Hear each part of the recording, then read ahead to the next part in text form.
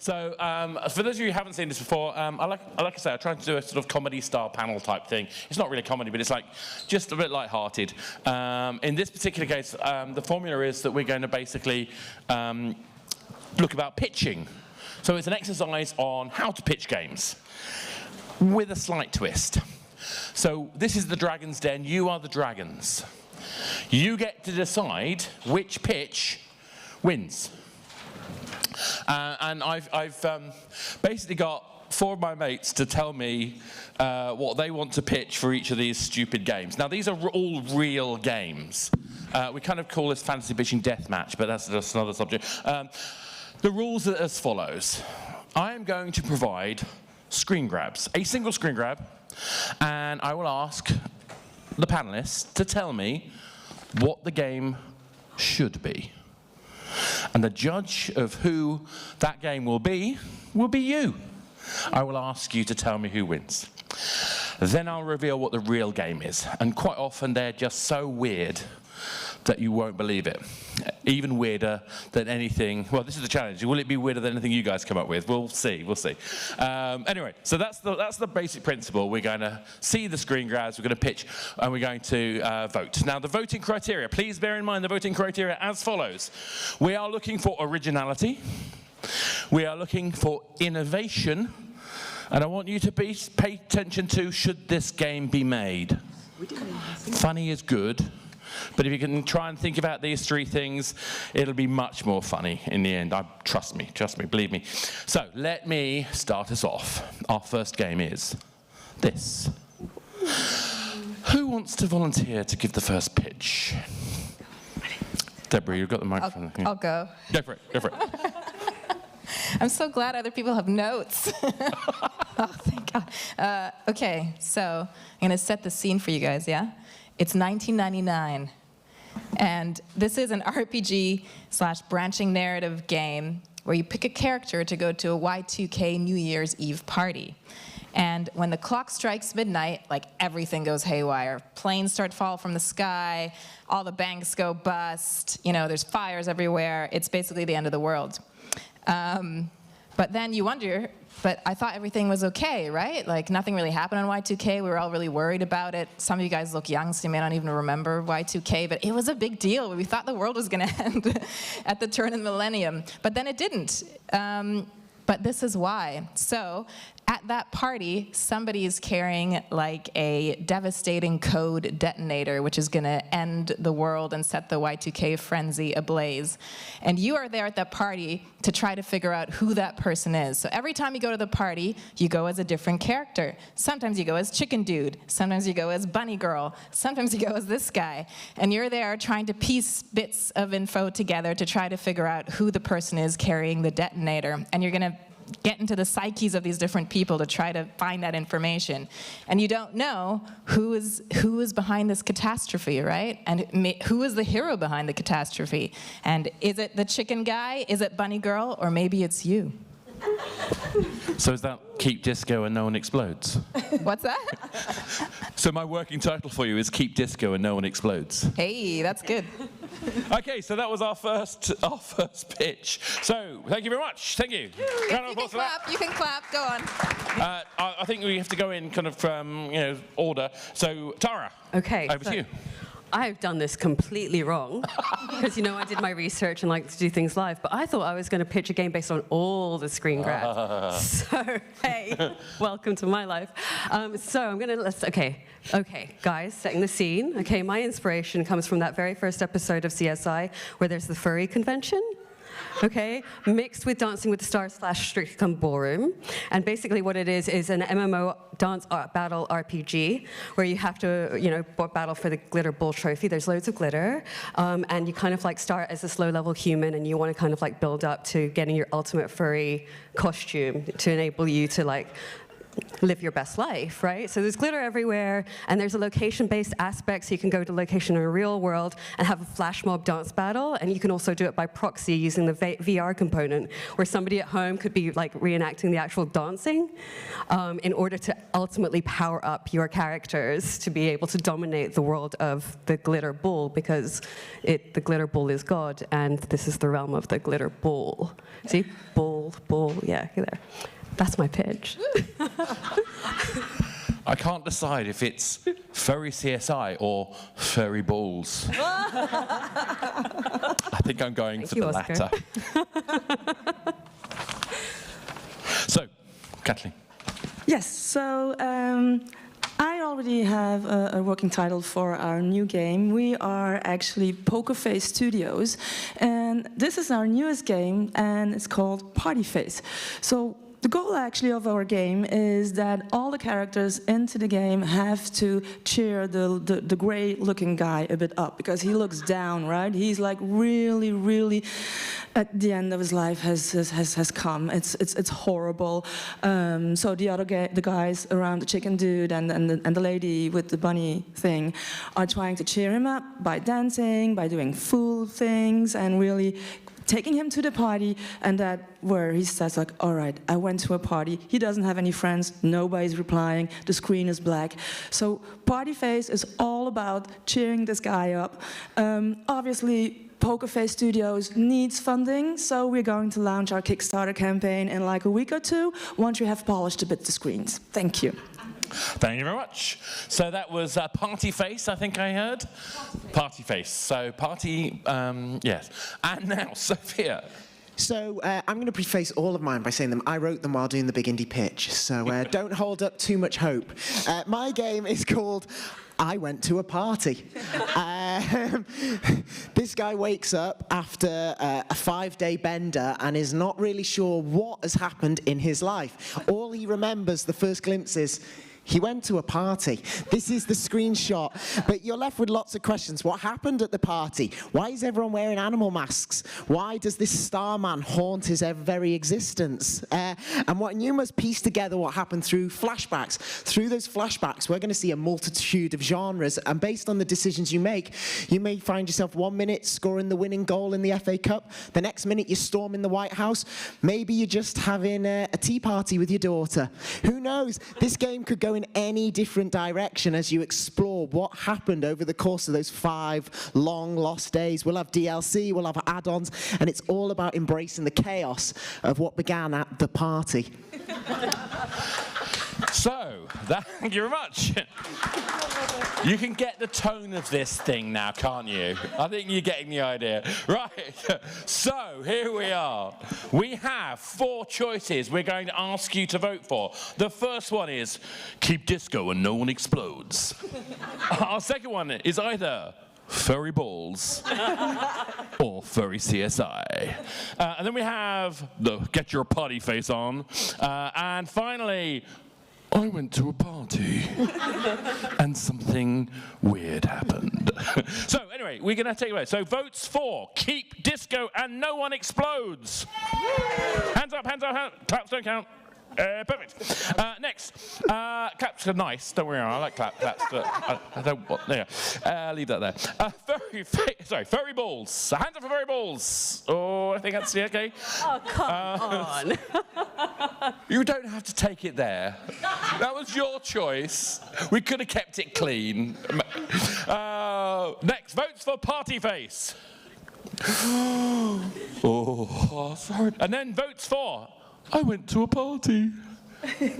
Oh, I think that's just one it. And just a quick check. Quick question. Oh, yes. What's the woman with the rabbit mask on? We will find out. Play the game. Well, actually, we may not find out. I just want to know what Bojack's doing there. So, just quick check. Keep disco and no one explodes. Hand up. I went to a party. I went to a party gets it. Thank you very much. So, points there for Sophia. Next. Oh, actually, before next, I have to actually do my duty. This is a real game. It's called The White Door. Enter the White Door and discover Rusty Lake's universe, in which a new game with a unique style. Explore Robert Hill's dreams and help him find his lost memories. Hang hangover kind of thing. Basically, can you survive the strict daily routine and bring colour back to Robert's life? Yeah, mine wasn't a strict daily routine. So this is a real game. It is on Steam. Obviously, feel free to go check it out. It sounds a bit quirky. I think it's probably a really good game, but I haven't played it. So, looks all right. Normally, I find really crazy stuff, but this time around it's a little bit less wacky. Oh, wait, sorry, then there's this. Yeah, okay. Let's go to Sophia first, I think, this time. Don't expect anything like I went to a party. Mine is, and it's all based around those dollar signs you see. So mine is Scientology Simulator. Can you join the church and raise enough funds in order to find out the legendary truth behind Lord Xenu and the aliens that arrived many moons ago? You'll collect daily rewards, you'll build new Hollywood centers, the celebrities will come in turn. You'll need those dollars to buy your new celebrity in-app purchases. You'll be able to pray for things such as the Instagram gods to bestow upon you good seasons of your latest television show. Collect the points. You'll have to dodge the paparazzi at all times. Create some propaganda machines in order to keep the dollars rolling in. That's my game. Simulating a modern creation of a new religion that kind of already exists. L. Ron Hubbard would be proud. Next, so what? But come on, this can't be the real answer. What is this game? Oh, yes, I totally disagree with you, Sophia. So sorry. By the way, why don't we have any beers this year? Long story. All right. I'll make it short. Logistics. So welcome to this pitch wonderful exercise. And this year I'm going to present you e-rosary. Yes, e-rosary is actually the new application for every religion. I mean, you have to really pray every day to get your life better. It's sponsored and actually funded by the Vatican itself. So you'd better get your prayers up there because you need really a lot of funding to fund back to the Vatican because they actually gave you the money, so they want back. So you have to pray a lot, and you have to pray really a lot because, why actually? Because you want to be a good man, you want to be a good woman, you want to be a good kid. Because even Michael, 11 years, sorry, that was Dutch, 11 years, he's still in school and he's praying as well. He just wants to be a good adult. So yes, this is e-rosary, and we live in 2020, so everybody has watches. So now we have e-rosary, thanks to the Vatican. Thank you very much. So Vatican-sponsored e-rosary. Save a prayer for me. Sorry, Tara. That's not true. Surely this game is something much more interesting. Tell us what that is. Well, let me tell you about the wonderful expansion to what was once known as glitter balls and now is known as furry balls. This is the mobile expansion where you get to determine that. Oh God, I'm making this up as I go along. All right, so turns out furries, bad and good, battling out for the souls of the human mortal realm, as you do, so this is why you have to then go to this location to be able to then convert it into an angel or a demon kind of place through your dance skills and the through cleansing the sinners. Through your epic glitter and dance skills, which you can then monetize in these locations and own in the world. Dude, where's the beer? I need to bring beer. Thank you very much. So it's the mobile expansion of Glitterballs. We're trying to show the furry religion as it emerges in each territory. Exactly, because Glitterball is God. Glitterball is God. Apparently Glitterball is God. So, Deborah, tell us what the game really is. Okay, so I went existential on this one. Someone likes it already. Okay, so this is actually a game designed to teach people the difference between religion and faith. And religion we know is this man-made construct. It's about consumerism and getting people to pay money for things. And what you don't see on these screens, there's actually another screen, and there is a hole inside these people who are praying to the insta-gods and to the whatever other various gods that you've made up in the game. And that hole continues to grow, and as you answer these prayers, you know, like for the console or for fast food or whatever it is, it shrinks a little bit, but it never goes away. And actually, on the large, it's just getting bigger and bigger and bigger, and you can't answer prayers fast enough or have enough money to answer all the prayers to shrink the hole. And so you decide to shift your strategy as you're playing the game, and instead of giving them the console or the fast food, you start to listen to them, and you give them a kind word, or you encourage them in some way, and you realize, oh wait, that didn't actually cost me anything in the game, but their hole is shrinking. And so as you continue to do that, you start to beat the game, and then you basically beat the game completely when you surrender your false god religion and give the people mercy and love for free. Awesome. So we have faith or false. Does that work? It kind of works. Yeah. Yeah, that's nice. We have Scientology Simulator. We have the Vatican-inspired e-rosary, and we have our furry faith mobile expansion to furry balls. So we've got to keep the trend going.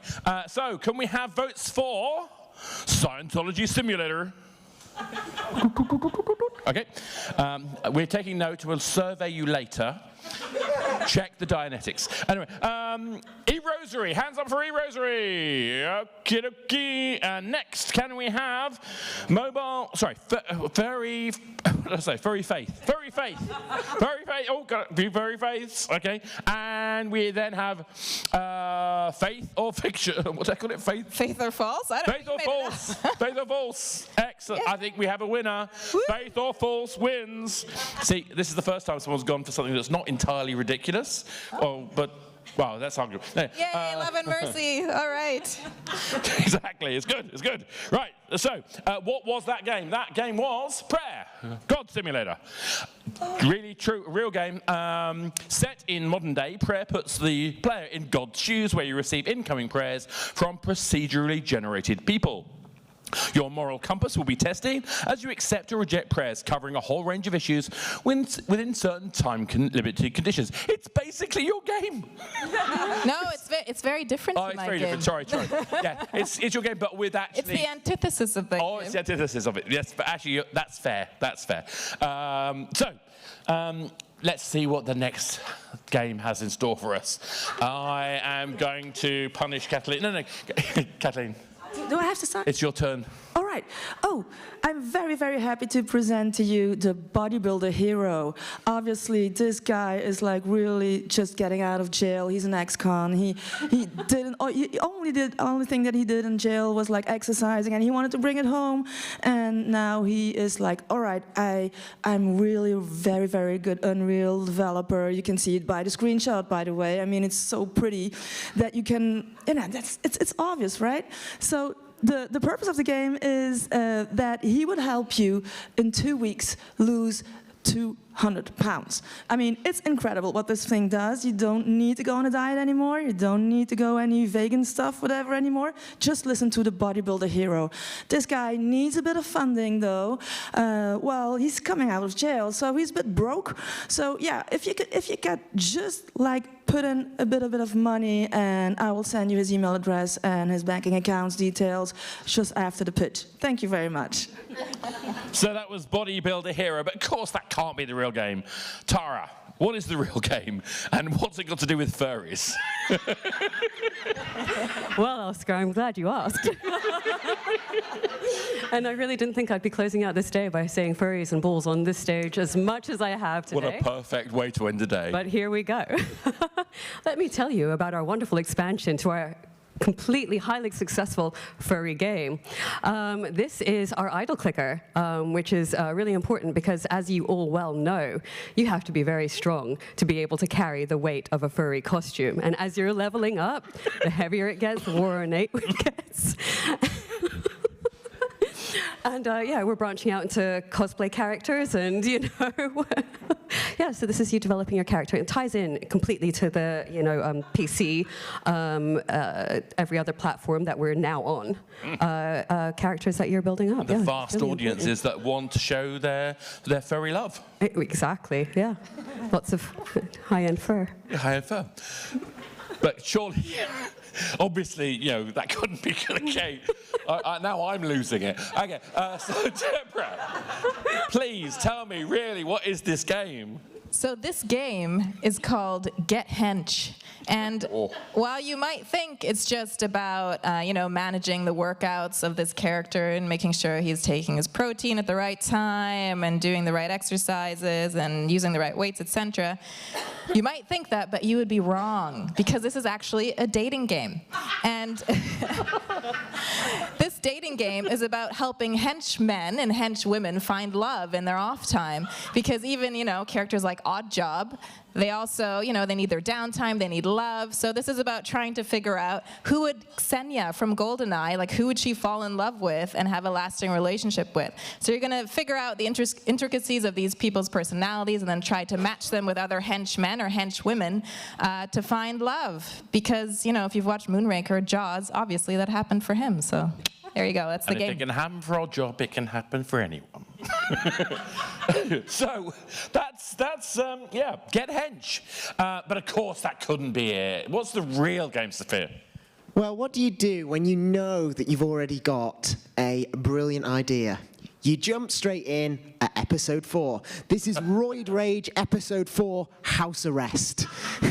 We joined the story halfway through. He started off with his bodybuild and he was getting good. He was going to the gym. He's got the competitions. These are going to be the earlier installments in the franchise saga, where episode 3 is going to see his downfall and the subsequent house arrest that he now finds himself in.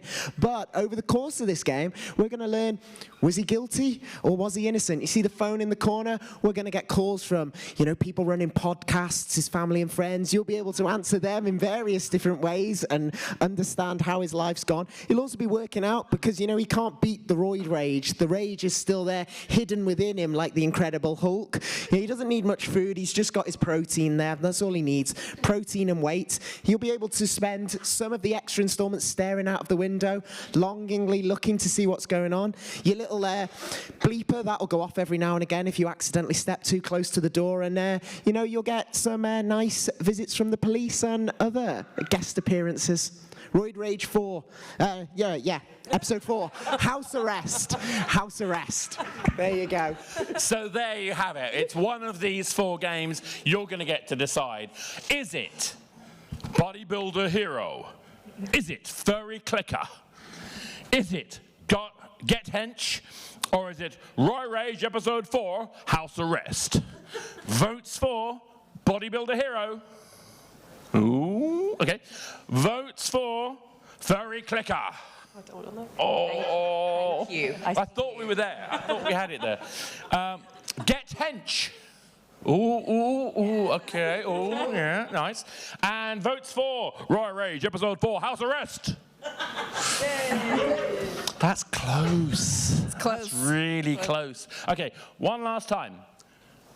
Roid Rage episode 4, House Arrest. Please put your hands up. Okay. And votes for Get Hench. Oh, I can't decide. Call it a tie, and then we'll make a game together. I'm going to call it a tie. Sorry about that, but I've got to call it a tie. It's too close to call.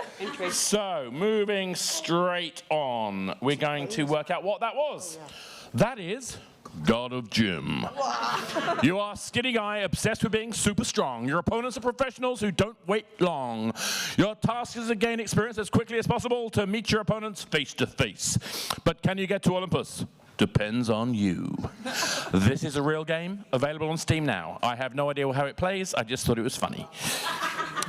So we're now in what we call the bonus round. We've actually gone through much faster than usual, which is a bit scary. So now we have our bonus round where we're going to basically talk about the last game. And the last game is this. Wow. So, I want to see what the furry angle on this is. So, without further ado, Tara? Well, Oscar, everyone. From the developers that brought you Furry Balls and Furry Fluffer and Furry Faith comes human. Using our amazing fur technology, we've integrated it into this game where you play as humans' favorite pets and controlling your humans what to do through a series of coercion through cute faces and animal sounds and other things that lovely little critters do and have, in that case, reached peak furriness. That's all I've got. Peak furriness. I mean, come on, that's worth something, isn't it? Who does not want to achieve peak furriness? Apparently most of you. No. So, I'm going to go, Deborah, I'm going to go with you again. So what's this really? Okay, so this is a nurturing game where you have to manage your resources to make sure all of your pets are fed and happy and that your audience is entertained, right? Why? Because you're in a reality TV show where people are watching you taking care of your pets. And the more pets you have, the higher the ratings go, the more money you make, etc. The viewership goes up. But as you care for your pets, then your characters can also watch themselves on the show. So that's the characters watching themselves on the show, caring for the pets. And then you're going to have to make really tough decisions, right? So for example, there's Daisy the dog and Rupert the cat, and Daisy the dog is an audience favorite. They love Daisy the dog. Rupert the cat, not so much. But both of them get sick, and Rupert the cat seems like much more ill than Daisy the dog. And now the stars of the show have to decide who are they going to take to the vet. They don't have enough resources to take both to the vet. And so do the stars take Daisy the dog to the vet because it's an audience favorite and then the ratings are going to skyrocket? Or do they take Rupert the dog because that's actually the favorite for them? And if they don't, then potentially they're going to be upset, which means they won't be able to take care of the pets very well. So you're trying to manage not just the pets, but also the stars and the audience all at the same time in this human-animal, weird, mashup, inhumane game. So it's the petting show. Reality TV deathmatch. Yeah, it's very bizarre. Yeah. Very bizarre. Okay, I was trying to make a Truman Show pun. I just couldn't come up with one quickly enough. So the petting show. So of course it's not that. Sophia, please tell us what it really is. This is cutie wooty distractions afoot. So, in this game, you try and get along with your normal. And we all have those animals who just want nothing but attention. They're the cat that steps on the computer, the dog that gets in the way of the TV. This is that game, but taken to the max. You have to see if you can get on with your life as cats and dogs of all levels of cuteness just try to distract you. You know, you're watching TV and the cat's meowing, so you want to pay attention to the cat. The more attention you pay to the cats, the more you take the eye off your everyday life, the more animals appear wanting your attention. So before long, you start getting swamped. But if you don't pay them enough attention, they'll be miserable and sad. But if you give them too much attention, you'll lose your job, you won't go to work, nothing happens in life. All you do is look after the cats. So it's a management game. Can you look after the cuteness while still living your life? I would personally fail, but yeah, the ultimate distraction. Look at all these cute little dogs and cats. Aww. There you go. So cutie wooty. Ultimate distraction. I don't even need to say anything, do I? I mean, cutie wooty. Cutie wooty, the management game. Yes. So clearly it can't be that. Clearly, it can't be Katleen, that. please tell us what it is. This is really a very nice game called Pet Attention. Actually, what you want to do, you are the cats or the dogs team. It's like a team player game, right? So it's dogs versus the cats. The goal of the game is really to annoy your masters and get them, actually the ultimate goal is to get them ending up fighting with each other. That is why they're still calm, looking at the television, whatever, and then the little corgi on the right, it's called Mason, it's like Chris's dog. So little Mason here is like the chief of the dog team. And he is like, all right, which cat am I going to destroy first in order to get my masters annoyed and then having them defend them? And then, well, the lady of the couple is more in favor of the cats, and the guy is more in favor of the dog. So if the dog team wins, then the guy would be very upset, and he will go like, all right, start yelling at, well, what are your horrible cats doing in my dog's lives team and whatever. So they will be ending up really, really fighting hard with each other. This is like the beginning of the game, right? So this is why Oscar didn't want to show us the really ultimate screenshot, because it's very, very bloody. It gets very bloody. Really. Pay attention. Pay attention. Cats versus dog wars. Okay, so we have our final description of what the game really is, but I don't know which one should be made. Only you know what should be made. So we're going to take your vote. We have to choose between human play pets, the petting show, cutie wootie, distraction management, or pet attention blood wars. So votes for human play pets. Okay, human play pets. So votes for the petting show. Oh, okay.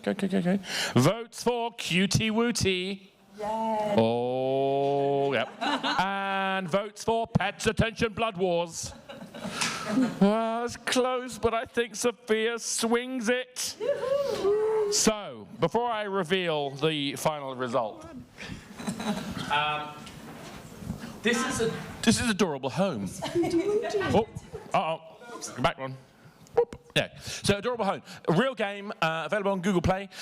You and your partner have just moved into a new home in the suburbs with your furry companion and an adorable cat called Snow. What to do first? Let's clean up so you can start decorating. There's a couch, a table, a TV stand, and not much else. What's missing here? Oh, silly me, a TV, of course. Let's buy that first. Oh my God. Yay. Yeah, that's a game. Someone please tell me if it's any good. I didn't download. Is it? Is it actually really good? Well, I wouldn't say really. What's that? I'm downloading it right now. You're downloading it right now. See, this is the power of this panel. You're downloading it right now. Anyway, so without further ado, first I have to say thank you very much to the panelists. I think you did an amazing job. You know, it takes something to stand on stage and pitch stupid ideas to people, but I also have to thank you in the audience for taking part. Hopefully you enjoyed it. But in these things, winning doesn't matter, of course. But there is always a winner. And this time, can you guess who it is? It's Sophia. Congratulations. Now two times winner. Thank you very much. This is basically the end of the indie track. I have to thank all the sponsors. So it's everyone from Rollick to Unity to AppAnif, Google Firebase, Aubrey, Scopely, Rungle, Viber. You can read the rest. There are huge numbers. I've been saying it all day and my throat is going dry. There are lots of amazing people who would not... It would not be possible to have silly things like us standing here making up game ideas on the fly if it wasn't for sponsors like that. They are genuinely important. I hope you all had a chance to talk to them. If not, please go do so in the final minutes. I'm going to stop now-ish. Hopefully you'll be glad to hear that, me stopping talking. We're going to pass over to Sophia shortly. I'm not too sure how much longer you've got now. So we're going to... It's my prize for winning. No, I'm joking. You get extra time for winning. We're going to talk about the very big indie pitch. And on that note, thank you very much.